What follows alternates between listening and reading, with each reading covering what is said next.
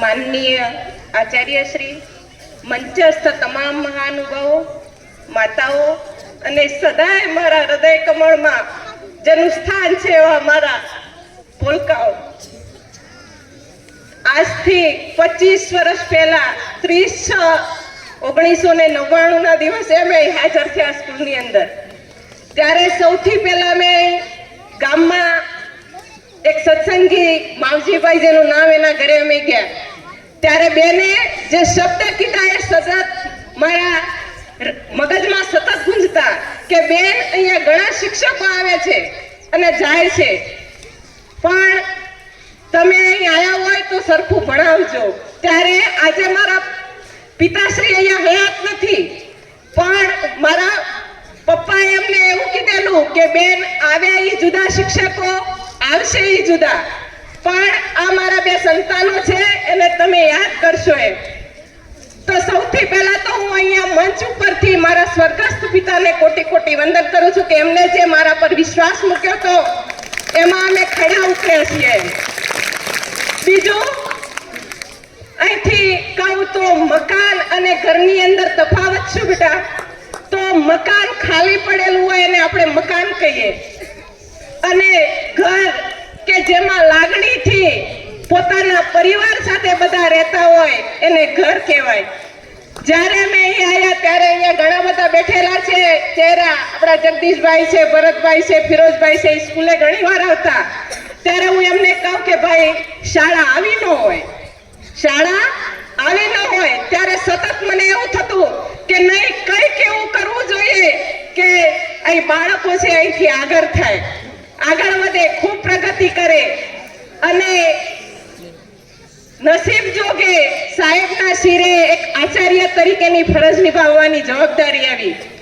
ત્યારે ખૂબ સંઘર્ષ કર્યો આ બાળકો માટે કે નહીં, શું કરીએ તો મારા બાળકો, શું કરીએ તો મારું આ લખણકા ગામ, શું કરું તો આ શાળાની પ્રગતિ થાય. અને સતત બાળકોનું સતત વિચારી અને ખૂબ બાળકો આગળ વધે એ માટે સતત ગામ લોકોએ પણ ખૂબ સહકાર આપ્યો. રાત્રે આમાંથી ઘણા ચહેરા એવા છે કે રાત્રે 12 વાગ્યા સુધી આ શાળાની અંદર કામ કરતા હતા. આમાંના વાલીઓ છે એ પણ એટલો જ સાથ સહકાર આપ્યો છે. તો આ શાળાને આગળ વધારવામાં ખૂબ સંઘર્ષ કર્યો અને આજે તમે અહીંયા અમે અહીં સુધી લાવ્યા છીએ બેટા. તો ક્યારેક તમને ખીજાવું પડ્યું છે, માં કે પણ કહેવા દે નહીં, બરાબર?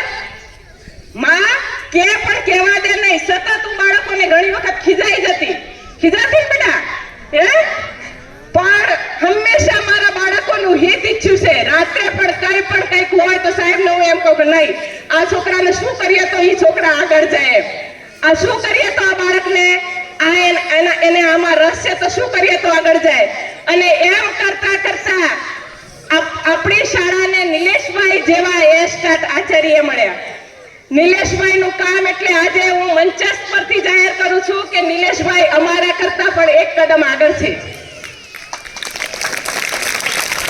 અમે વતનથી 350 કિલોમીટર દૂર રહેતા હતા, એટલે ભલે તમારું અમે બધી ફરજમાં ખડા ઉતરતા હતા, પણ પારિવારિક જવાબદારીઓ હતી એટલે નિલેશભાઈ જેટલું સમયદાન કદાચ ન આપી શકે, પણ નિલેશભાઈ શાળાનો અહીંયા હાજર થઈ જશે, બરાબર? અને સતત બાળકો માટે એમનો વિચાર હોય. તો આજે હું એટલું જ કહું છું કે ભલે જેવો અમને સાથ સહકાર આપ્યો, તમારા ગામનું નામ ઉજળું કરી બતાવ્યું, એમ આ મારા નિલેશભાઈને પણ તમે સાથ સહકાર આપજો. અને એટલું જ નહીં, આજે મંચસ્થ પરથી કહું કે સુરેશભાઈ અમારા જે નવા આવ્યા છે ભાઈ, જયેશભાઈ, વિશાલભાઈ, મારા બહેનો સ્ટાફના ગોપાલભાઈ, ગુંજનભાઈ, તમામ એટલા ઉત્સાહી શિક્ષકો છે કે ખરેખર આપણે 50% ખોટ છે ને એની ખોટ અહીંયા નહીં પડવા દે તમને. તો આ શિક્ષક મિત્રોને ખૂબ સાથ સહકાર આપજો. અને બીજું કહું તો આ ગામે મેં હોયથી રડતા નીકળી હતી, કારણ કે અમારી પાસે સમય હતો નહીં. ઘણાના ફોન આવ્યા કે તમે અમને મળ્યા વગર નીકળી ગયા એમ, પણ 4:45 થઈ ગયા હતા. છોકરા મારા રડતા હતા, અમે રડતા હતા. રડતા મૂકીને અહીંથી નીકળી તારે મારા મોઢામાંથી શબ્દો નીકળી ગયા કે નિલેશભાઈ, હું મારું બીજું પિયર મૂકીને જાઉં છું, કારણ કે હું ક્યાંય બીજે રહી નથી. મારા પપ્પાના ઘરે હું 20 વર્ષ રહી, અહીંયા હું 25 વર્ષ રહી. સાસરીનો તો હવે લાભ મળશે. એટલે હું મારું પિયર મૂકીને જાઉં છું. હર હંમેશ મારા બાળકોને જ્યારે પણ અમારા બે જણાની જરૂર પડે, કોઈ પણ આર્થિક કે કોઈ પણ જરૂર પડે, ત્યારે અમને હર હંમેશ યાદ કરજો. અમે આ બાળકો માટે તૈયાર છીએ. અસ્તુ. જય હિન્દ, જય ભારત.